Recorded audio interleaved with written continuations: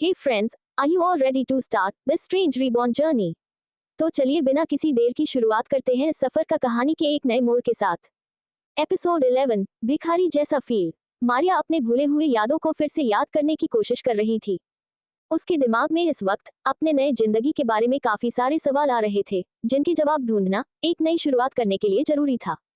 मारिया के माथे पर इस वक्त कंफ्यूजन और चिंता की लकीरें साफ नजर आ रही थी। पुरानी बातों को याद करने की कोशिश में उसे अब हेडेक होने लगा था, जिस वजह से उसने अपनी आंखों को खोल लिया और तभी डांग डांग ने भी अपना कार रोक लिया था। कार रोककर डांग डांग जल्दी से अपने साइड का डोर खोलकर बाहर आया और मारिया के साइड का डोर ओपन करके बोला, मिया, बारिश की वजह से ठंड बहुत बढ़ रही है, so let's go quickly.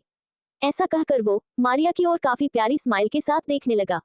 Smile करते हुए उसके राइट साइड के चीक पर एक डिंपल भी पड़ रही थी, जिस डिंपल की वजह से उसका लुक और ज्यादा क्यूट लग रहा था। और मारिया ने भी जैसे ही उसके क्यूट चार्म को नोटिस किया तो उसके मन में अपने आप ही ख्याल आया, हाय, इसकी क्यूटनेस तो किलर है। ऐसा सोचते हुए मारिया के होठों पर भी स्माइल आ चुकी थी, लेकिन तभी वो अपने ख्यालों को झटकते हुए सोची, ये सब मैं क्या सोच रही हूँ। ये सोचकर वो जल्दी से डांग डांग को साइड करके कार से बाहर आ गई और तभी उसे अपने नंगे पैरों में कुछ महसूस हुआ। जब वो अपने पैरों की तरफ देखी तो अचानक से चीख कर जल्दी से डांग डांग के पीछे छुपते हुए अपनी उंगली से नीचे रेंग रहे एक कीड़े की ओर इशारा करते हुए घबराहट भरी आवाज में रोने वाली शक्ल बनाकर बोली, प्लीज प्लीज उसे मुझसे दूर करो। आसपास देखकर नीचे पड़े एक पतले लकड़ी को उठाकर डांग डांग को देते हुए, ये लो, इसे उठाकर उसे दूर फेंको। मारिया के इस बात को सुनकर डांग डांग उसकी ओर हैरान होकर देखते हुए बोला, मिया, तुम कब से ऐसे कीड़ों से डरने लगी? क्या क्या मैं इनसे डरती नहीं हूँ?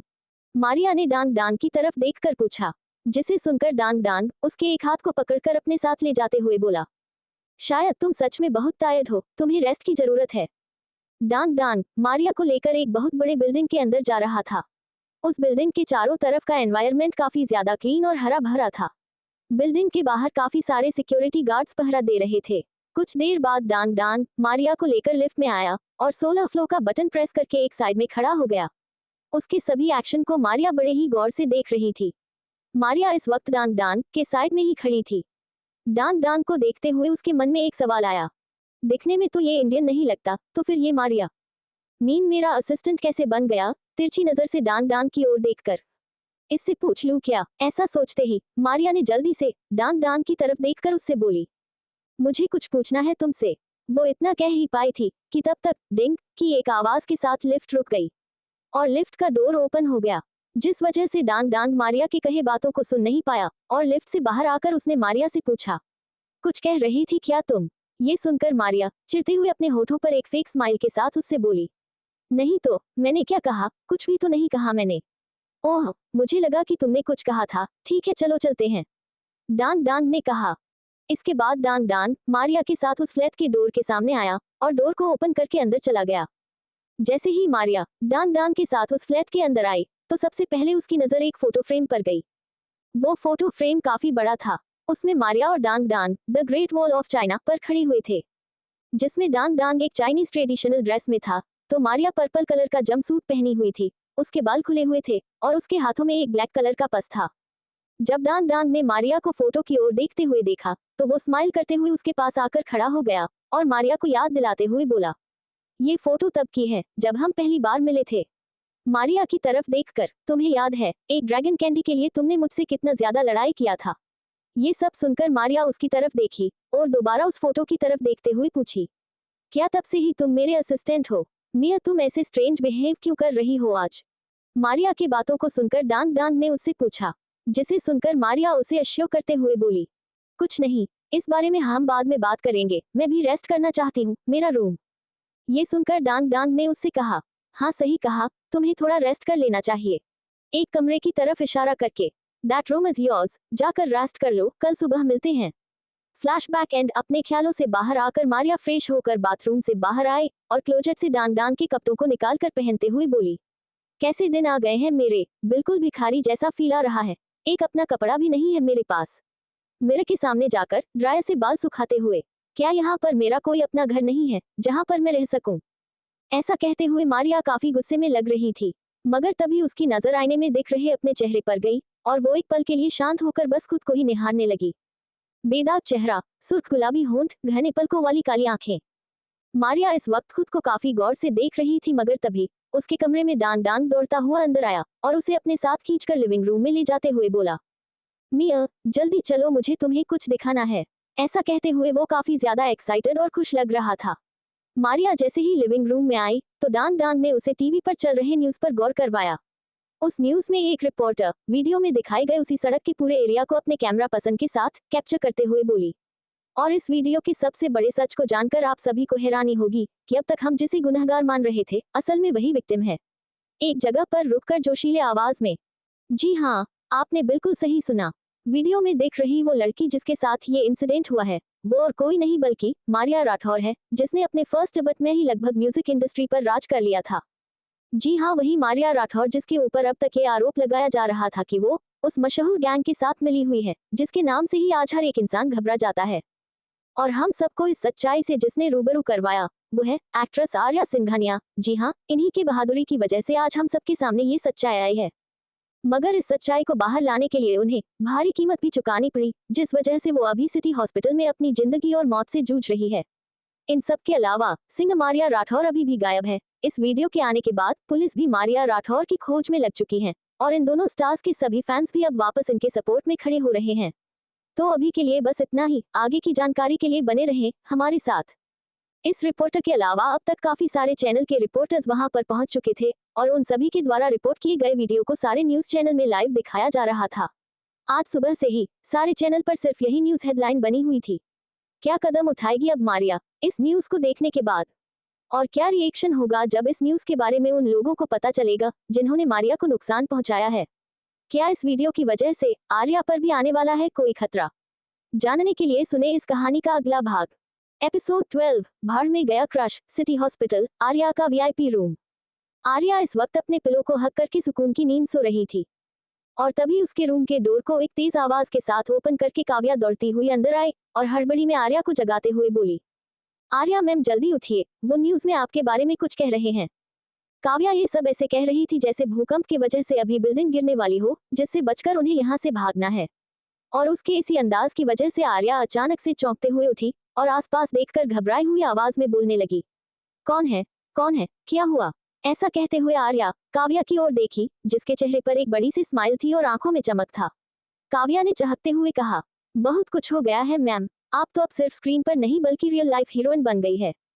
दौड़ते हुए विंडो के पास जाकर कर्टन को हटाते हुए नीचे की ओर झांककर दोबारा आर्या की तरफ देखते हुए, जरा यहाँ पर आकर तो देखिए, आपके सारे फैंस बाहर आपसे मिलने के लिए डेस्परेट हो रहे हैं। ये सुनकर आर्या अपने ऊपर से ब्लैंकेट हटाकर अपने बालों को सही करते हुए स्लीपर पहनी और किसी तरह आधे नींद में खुद को संभालते हुए चलकर काव्या के पास आई। जरा वहां पर देखिए, आज वो सभी लोग आपके सपोर्ट में खड़े हैं जो कल तक आपको हेट करते थे। काव्या साइड होकर आर्या को विंडो के सामने लाकर उससे बोली। ऐसा कहते हुए काव्या के चेहरे पर प्राउडनेस साफ नजर आ रही थी। वो भी एक्साइटेड होकर आर्या के साइड से ही नीचे खड़े लोगों की तरफ देखने लगी और फिर जैसे ही आर्या ने भी विंडो से नीचे की ओर झांका तो उसकी नींद तो पल भर में ही गायब हो गई। वो अपनी आंखें बड़ी करते हुए विंडो की तरफ थोड़ा सा झुककर नीचे देखकर खुश होते हुए खुद से ही बोली, क्या इतने सारे लोग मेरे फैंस हैं? अस्पताल की बिल्डिंग के बाहर इस वक्त लगभग 500 से भी ज्यादा लोग अपने हाथों में बैनर्स और आर्या के नाम की बोर्ड लेकर खड़े हुए थे। वहां पर काफी सारे रिपोर्टर्स भी आए हुए थे और उस पूरे एनवायरनमेंट को रिकॉर्ड कर रहे थे। आर्या इस वक्त सिटी हॉस्पिटल के 6th फ्लोर पर थी, जहां से नीचे का नजारा बिल्कुल साफ दिखाई दे रहा था। नीचे देखते हुए आर्या के चेहरे पर खुशी साफ झलक रही थी। वो सभी लोगों को एक्साइटेड होकर गौर से देखने लगी। तभी एक फैन की नजर आर्या पर पड़ गई तो वो अपने एक उंगली से आर्या की तरफ इशारा करते हुए सभी से बोला, वो देखो, आर्या वहां पर है। जैसे ही उसने ये कहा सभी की नजर खिड़की पर खड़ी आर्या की तरफ आ गई। उन सब की नजर खुद पर महसूस करके आर्या कुछ पल के लिए घबरा गई, लेकिन तभी उसकी नजर एक ऐसी चीज पर गई जिसे देखकर तो उसकी खुशी का कोई ठिकाना ही ना रहा। अस्पताल के बिल्डिंग के सामने खड़े उसके सारे फैंस अपने हाथों में एक बड़ा सा बैनर लेकर उसे साइलेंटली अपने हाथों से हॉट शेप बनाकर सपोर्ट कर रहे थे। उस बैनर में आर्या का एक काफी ब्यूटीफुल सा फोटो लगा हुआ था और कुछ लिखा हुआ था जिसे आर्या पढ़ते हुए बोली, we all are always with you, you are our real life heroine. अपने फैंस का सपोर्ट पाकर आर्या को खुद के अंदर एक अजीब सा जोश जागता हुआ महसूस होने लगा। शायद वो असली आर्या की फीलिंग्स को भी अब फील कर पा रही थी। उसने खुशी से नीचे खड़े अपने सभी फैंस को फ्लाइंग किसेस देकर हाथों से इशारा करी कि वो अभी नीचे आ रही है। उसके इशारे को समझकर वो सारे लोग बहुत ज्यादा एक्साइटेड हो गए। इसके बाद आर्या जल्दी से काव्या की तरफ देखते हुए पूरे जोश के साथ उससे बोली, कवि, मुझे अपने फैंस से मिलने जाना है, तो मेरे लिए जल्दी से एक ड्रेस सेलेक्ट करो, तब तक मैं फ्रेश होकर आती हूँ। बस 10 मिनट, मैं यूं गई और यूं आई, काव्या ने मुस्कुराते हुए कहा और जल्दी से दौड़कर रूम से बाहर चली गई। उसके बाहर जाने के बाद आर्या अपने बेड के पास आए और पास में रखे टेबल पर से उस डायरी को उठाकर उसे ओपन करके सबसे पहले उस फोटो को डायरी से लेकर उसके टुकड़े करते हुए बोली, भाड़ में गया मेरा क्रश अभय राठौर। उस फोटो के टुकड़ों को हवा में उड़ाकर कूदकर बेड पर बैठते हुए अपने फोन को हाथ में लेकर, अब उस बंदर जैसे थोबड़े वाले लड़के के फोटो को अपने वॉलपेपर से भी हटा देती हूँ। ऐसा कहकर उसने अपने फोन को ऑन किया और फोन पर अपने ही एक फोटो का वॉलपेपर सेट करके फोन को साइड में रखकर बेड से उठते हुए एक सुकून की सांस लेकर एटीट्यूड से अपने दोनों हाथों को कमर पर रखकर पोज करते हुए बोली, चल आर्या बेटा, आज से जिंदगी जीना मैं तुझे सिखाऊंगी, बिना किसी रोक टोक के अपने तरीके से। ऐसा कहकर वो बिल्कुल बच्चों की तरह उछलते हुए वॉशरूम के अंदर चली गई। दूसरी तरफ डांग डांग का फ्लैट, मारिया और वो इस वक्त लिविंग रूम के सोफे पर बैठे हुए थे, लेकिन डांग डांग इस वक्त अपने फोन पर काफी बिजी था। उस न्यूज के आने के बाद से उसके फोन में लगातार कॉल्स आ रहे थे, लेकिन इन सब से वो परेशान नहीं हो रहा था, बल्कि इस वक्त तो उसके चेहरे की खुशी देखने लायक थी। इस वक्त भी वो एक कॉल में बात कर रहा था। डांग डांग कॉल में बात कर रहे शख्स से बोला, जी मैं बिल्कुल सही कह रहा हूँ, मारिया मिल चुकी है। सोफे से उठकर, हाँ उसके हाथ में काफी गहरी चोट लगी है। सोफे के सामने रखे टेबल के पास आकर एक नोटपैड के पन्नों को पलटकर कुछ चेक करते हुए, सॉरी मिस्टर चोपड़ा, ऑलरेडी मैंने 3 न्यूज चैनल के साथ बात कर ली है और आज शेड्यूल भी भर चुका है, इसलिए मारिया आज और प्रेस कॉन्फ्रेंस अटेंड नहीं कर पाएगी। ऐसा कहकर डांग डांग ने फोन को अपने कान से हटाया ही था कि तभी दोबारा उसके फोन में रिंग होने लगी और वो कॉल अटेंड करके दूसरी तरफ जाकर बातें करने लगा। दूसरी तरफ मारिया सोफे पर बैठे हुए टीवी पर चल रहे उस वीडियो को काफी गौर से देखते हुए सोची, कौन था वो शख्स? अपने इंजर्ड हाथ की तरफ देखकर, ये घाव तो काफी गहरा है, मगर उसने मेरे साथ ऐसा क्या क्यों था? ऐसा सोचते हुए मारिया दोबारा टीवी की ओर देखने लगी और तभी उसे वो सब कुछ याद आने लगा जब उसके साथ ये हादसा हुआ था। क्यों किया था उस शख्स ने मारिया को घायल? क्या मारिया कभी जान पाएगी उस शख्स के बारे में? अब कैसे जीने वाली है आर्या अपनी नई जिंदगी को अपने तरीके से? जानने के लिए सुने इस कहानी का अगला भाग। एपिसोड 13, मारिया का भाई अभय राठौर। खुद के इंजर्ड हाथ की तरफ देखकर मारिया को वो सब बातें याद आने लगी जिस वजह से मारिया के हाथ में ये घाव आया था। इतना ज्यादा दिमाग पर प्रेशर डालने की वजह से अब उसके सर में भी अब दर्द होने लगा था। वो सोफे से उठकर बालकनी के पास गई और खुले आसमान की तरफ देखते हुए अपने मुट्ठियों को कसकर गुस्से में चिल्लाते हुए बोली, तो इस वजह से आई थी मुझे चोट। ये बेवकूफ लड़की ऐसे आदमी के पीछे पड़ी हुई है जिसके लिए ये कुछ मायने ही नहीं रखती। लेकिन अब बस बहुत हुआ, मैं उस आदमी से बदला लेकर रहूंगी, अपना एक पैर पटक कर छोड़ूंगी नहीं मैं उसे। मारिया के परिवार के बारे में याद करके और ज्यादा गुस्सा करते हुए, और इसकी फैमिली, उन्हें तो कोई परवाह ही नहीं है अपनी बेटी की, उन लोगों का भी अकल ठिकाने लगाना होगा, खासकर मारिया के भाई अभय राठौर को।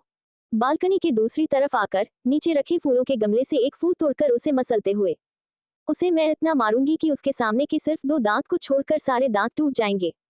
ऐसा कहते हुए मारिया उस फूल के गमले के पास बैठी और पूरे पौधे को नोचते हुए बोली, मैं उसके बालों को नोचकर उसे टकला कर दूंगी, जिसने मुझे चोट पहुंचाई है ना, मैं उसके साथ भी ऐसा ही करूंगी। ये सब कहते हुए मारिया ने उस पूरे पौधे को ही गमले से उखाड़ लिया और उस पौधे को अपने एक हाथ से उंगली दिखाकर ऐसे धमकी भरी लहजे में बोली जैसे वो किसी इंसान को धमका रही हो, मैं तुम सबको एक एक करके देख लूंगी, तुम सभी के दांत तोड़कर मैं उनसे अपने लिए ज्वेलरी बनाऊंगी, देख लेना। उस पौधे को झटके से नीचे फेंक कर घूरते हुए, और खासकर मैं तुम्हें ये बात कह रही हूँ मिस्टर अनजान, इसलिए बचकर रहना मुझसे।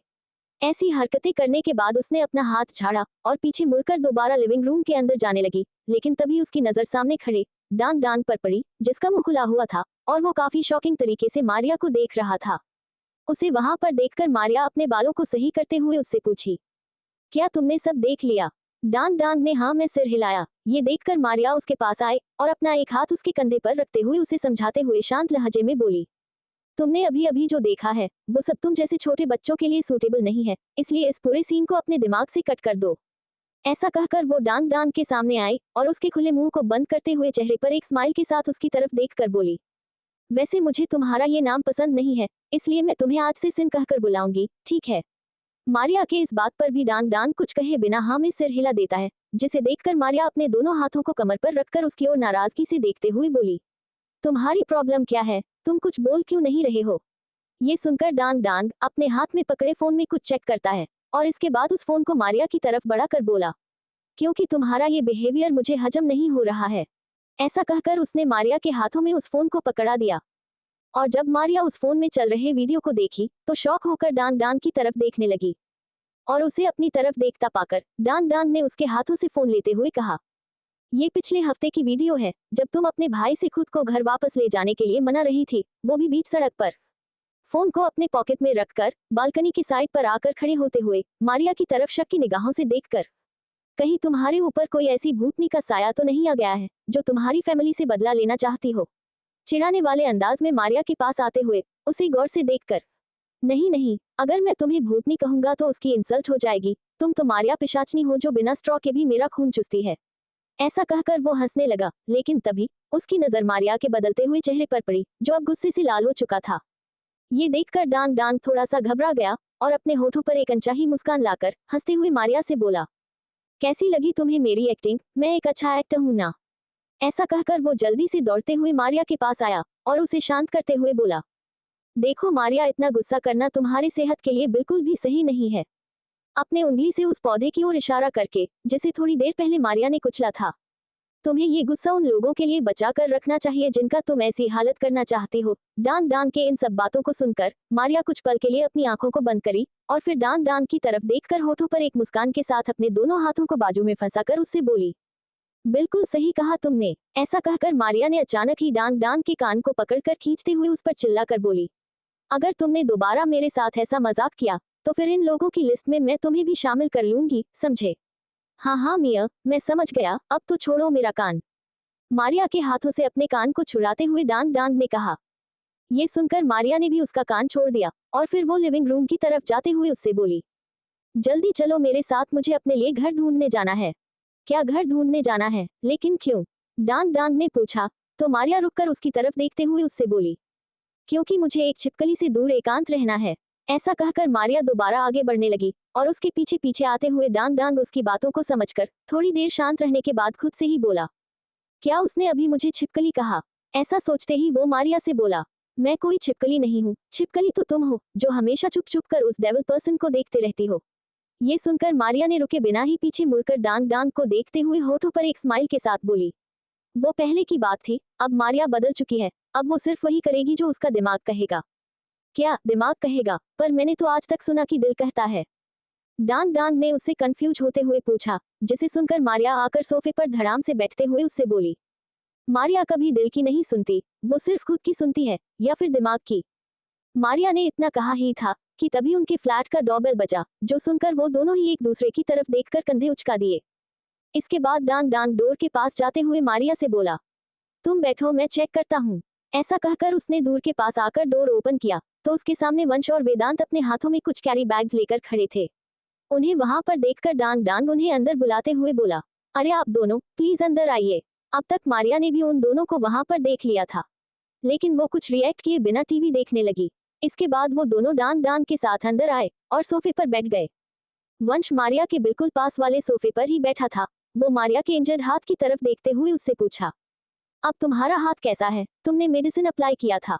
नहीं, वो मैं, मारिया जवाब दे ही रही थी कि तभी वंश उसकी चिंता करते हुए उसके पास आया और मारिया के पास बैठते हुए उस पर थोड़ा सा गुस्सा करते हुए बोला, तुम्हें खुद की बिल्कुल भी परवाह नहीं है ना? इतनी बड़ी हो गई हो फिर भी तुम्हें खुद का ख्याल रखना नहीं आता, इसलिए तो मैं कभी भी तुम्हें खुद से दूर नहीं जाने देता हूँ। ऐसा कहकर वंश मारिया के उस इंजर्ड हाथ को अपने हाथों में लेकर डान डान की तरफ देखते हुए उससे बोला, जल्दी से जाकर फर्स्ट एड किट लेकर आओ। वंश के इस बात को सुनकर डान डान जल्दी से फर्स्ट एड किट लेने के लिए दूसरी तरफ चला जाता है और फिर वंश मारिया का केयर करने लगता है। क्या सच में अब अकेली रहने वाली है मारिया? कौन है वो मिस्टर अनजान जिसके लिए पागल थी पहले वाली मारिया? और क्यों अभय राठौर और उसका परिवार अपनाना नहीं चाहता है मारिया को? जानने के लिए सुने इस कहानी का अगला भाग। एपिसोड 14, आर्या का स्टेटमेंट और दो अनजान शख्स।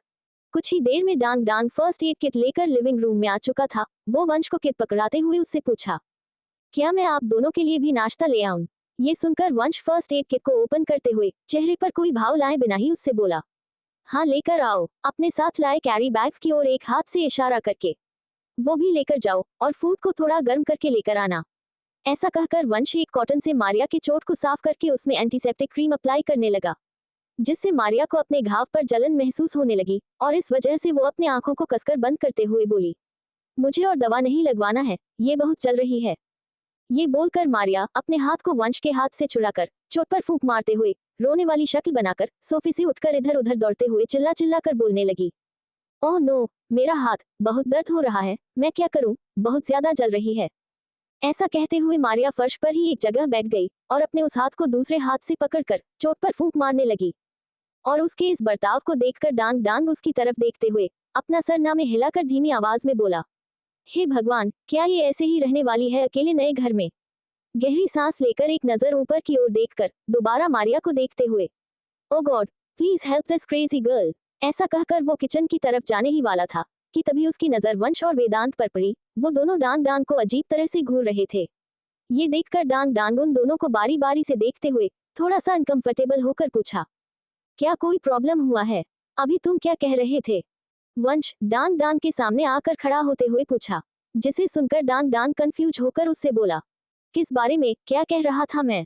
मारिया के दूसरे घर में जाने के बारे में, वेदांत बोला। वेदांत के इस बात को सुनकर डांग डांग मन ही मन बुरा सा शक्ल बनाते हुए सोचा, मैं तो धीरे ही बोल रहा था, तो फिर इन दोनों ने कैसे सुन लिया?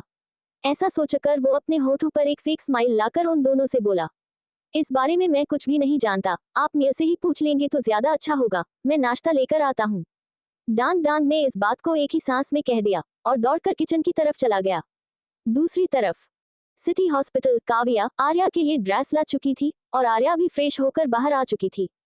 आर्या ड्रेस के बैग को अपने हाथों में लेते हुए काव्या से बोली, कवि, मेरे ड्राइवर से कहो हॉस्पिटल के बाहर आकर मेरा वेट करें, तब तक मैं रेडी होकर आती हूँ।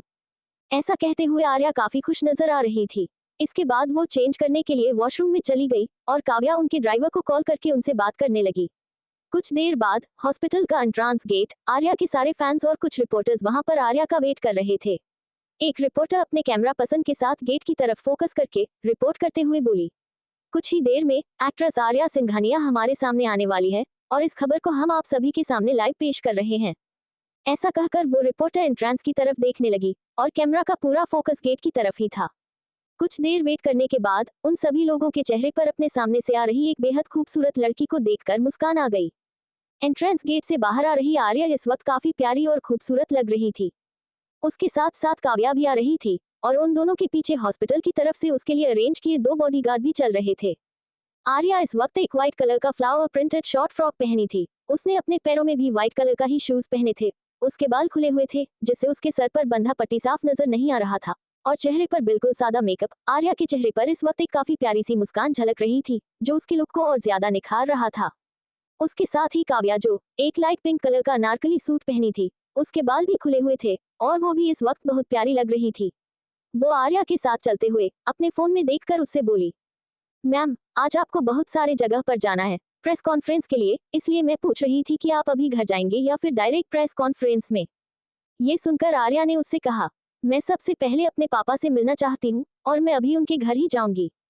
आर्या के इस बात को सुनकर काव्या थोड़ा हैरान होकर उसकी तरफ देखी और फिर बोली, मैम, क्या मैंने सही सुना?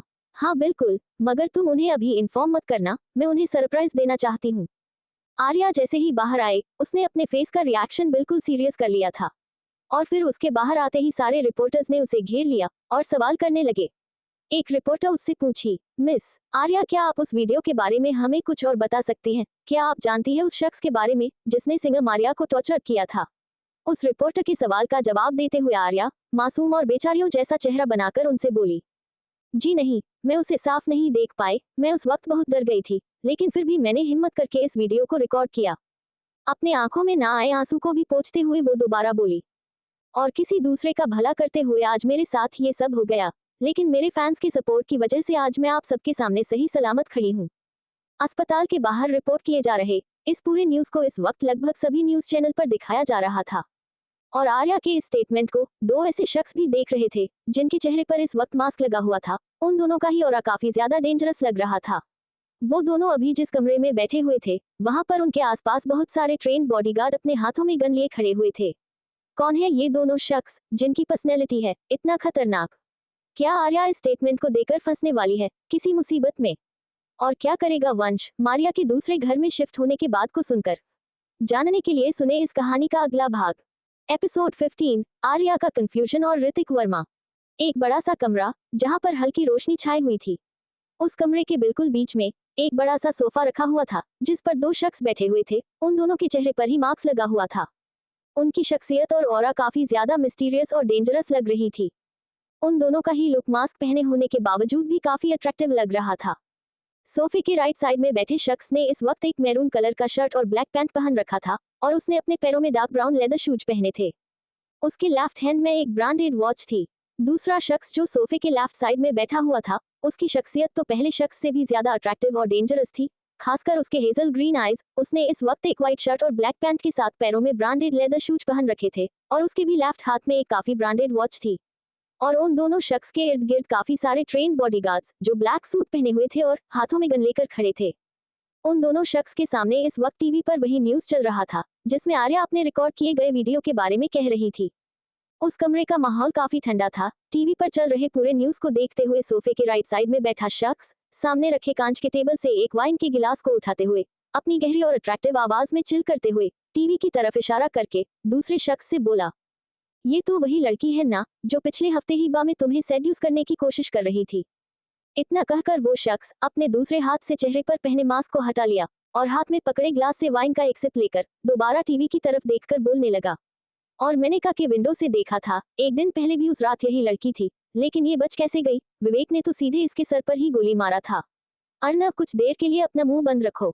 दूसरे शख्स ने भी अपने गहरी और अट्रैक्टिव आवाज में अर्नव की तरफ देखते हुए कहा। अर्नव शेखावत एक बहुत बड़े म्यूजिक स्टूडियो का मालिक, उम्र 26 साल, 6.1 हाइट, गोरा रंग, काले बाल, चार्मिंग फेस, काली गहरी आंखें, शार्प नोज एंड जॉलाइन, पतली होंठ, attractive body, dangerous and cool personality. उस शख्स के ऐसा कहने के बावजूद भी अर्नव अपने हाथ में पकड़े ग्लास को टेबल पर रखकर अपने दोनों हाथों को सोफे के ऊपर रखकर किसी किंग की तरह बैठते हुए होठों पर एक स्माइल के साथ बोलने लगा, हमेशा इतना ज्यादा सीरियस मोड में रहना भी अच्छा नहीं होता है अभय। तू और सिद्धार्थ दोनों ही एक जैसे हैं, हर वक्त सड़ा सा मुंह बनाकर रखने वाले। ऐसा कहकर अर्नव अभय की तरफ तिरछी निगाहों से देखते हुए मुस्कुराने लगा। और तभी उन दोनों को उस रूम के दूर के खुलने की आवाज आई, जिससे उन दोनों की ही नजर दूर की तरफ चली गई, जहां से काफी अट्रैक्टिव पर्सनालिटी का एक शख्स कमरे के अंदर आया और उसके पीछे एक लड़का भी था। उसे देखकर अर्नव सोफे से उठकर खड़ा हो गया और मुस्कुराते हुए उन दोनों के पास आकर एक शख्स को गले लगाते हुए खुशी से बोला, हे ऋतिक, आई मिस यू यार, ऑस्ट्रेलिया जाकर तो तू मुझे भूल ही गया था।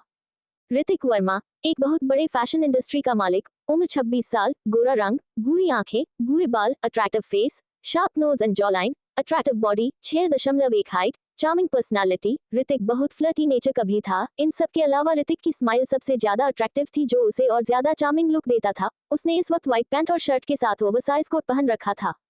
ऋतिक भी खुशी से अर्नव के साथ गले मिलते हुए बोला, and I missed you too. ऐसा कहते हुए ऋतिक की नजर सोफे पर कब से खामोश बैठे हुए अभय पर पड़ी, जो अभी भी टीवी में चल रहे न्यूज को बड़े ही गौर से देख रहा था। जिसे देखकर ऋतिक अर्नव से आंखों ही आंखों में इशारा करते हुए पूछा कि इसे क्या हुआ है। जिसे समझते हुए अर्नव ने कंधे उचका दिए और सोफे की तरफ जाने लगा, मगर तभी चलते हुए ही वो अचानक रुक गया और ऋतिक के साथ आए दूसरे लड़के की तरफ घूरते हुए उससे पूछा, तुम कौन हो? वो लड़का काफी कम उम्र का लग रहा था, लगभग 20 साल का। उसके आंखों पर एक चश्मा लगा हुआ था और हाथों में एक सूटकेस था जिसे वो अपने दोनों हाथों से पकड़ रखा था। उस लड़के ने एक पीच कलर की हुडी और ब्लैक जीन्स पहना था। अर्नव के सवाल को सुनकर वो लड़का घबराई हुई आवाज में उसकी तरफ देखकर उससे बोलने लगा, वो मैं। उस लड़के के शब्द पूरा होने से पहले रूम का दरवाजा एक बार फिर खुला और एक काफी ज्यादा अट्रैक्टिव, डेंजरस और दमदार पर्सनालिटी वाला शख्स अंदर आते हुए बोला, वो मेरे साथ आया है। उस शख्स के आवाज को सुनकर ही उस रूम में मौजूद सभी को पता चल गया था कि वो शख्स कौन है। उसके आवाज को सुनते ही अभय, जो अब तक खामोश होकर बैठा था, वो अपनी जगह से उठकर उस शख्स की तरफ आते हुए उससे बोला, सिद्धार्थ यार, कहाँ पर था तू? एक जगह पर रुककर अपने बाएं हाथ के स्लीव्स को ऊपर करके वॉच में टाइम देखते हुए, बस और आधा घंटा बचा है, जल्दी चल।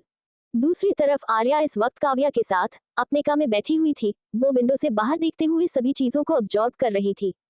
उसके होठों पर इस वक्त एक सुकून का मुस्कान था। उसकी कार एक सिटी एरिया के लंबी और चौड़ी सड़क से होकर गुजर रही थी। चारों तरफ बड़े बड़े बिल्डिंग्स, मॉल और होटल थे। सभी लोग अपने अपने जिंदगी के दौड़ भाग में उलझे हुए थे। इन सब नजारों को देखते हुए आर्या के दिमाग में अचानक ही एक सवाल आया और वो काव्या की तरफ देखते हुए उससे पूछी, सुनो कवि, हम इस वक्त किस शहर में हैं? आर्या के इस सवाल को सुनकर काव्या, जो अब तक का की दूसरी साइड में बैठकर उसका शेड्यूल तैयार कर रही थी, वो आर्या की तरफ देखते हुए थोड़ा सा कंफ्यूज होकर बोली, हम तो मुंबई में ही है, लेकिन मैम आप मुझे ये क्यों पूछ रही है? हम तो पिछले 2 सालों से मुंबई से बाहर कहीं गए ही नहीं है। ये सुनकर आर्या थोड़ा सा हैरान हो गई, मगर उसने अपने एक्सप्रेशन को चेहरे पर आने नहीं दिया। वो चुपचाप दोबारा के विंडो से बाहर देखने लगी। उसके चेहरे पर इस वक्त अजीब सी उलझन नजर आ रही थी। वो एक गहरी सांस लेते हुए सोचने लगी, मैंने पिछली जिंदगी में जॉब ढूंढने के लिए पूरे मुंबई का चक्कर लगाया था, और जहां तक मुझे याद है मैं तो इस जगह पर कभी नहीं आई थी, और ना ही मैंने इस जगह के बारे में कहीं सुना या देखा है। फिर ये कौन सा मुंबई है? ऐसा सोचते हुए आर्या को चिड़चिड़ाहट होने लगी। वो अपने दोनों हाथों से ड्राइवर की सीट पर मारते हुए बोली, ये सब कुछ बहुत ज्यादा कंफ्यूजिंग है, मैं कैसे ये सब हैंडल कर पाऊंगी? कौन है सिद्धार्थ, और क्यों लाया था वो अपने साथ उस लड़की को? क्या आर्या दूर कर पाएगी अपने सारे कंफ्यूजन्स को? और क्या होने वाला है आर्या और मारिया के साथ आगे? जानने के लिए सुने इस कहानी का अगला भाग।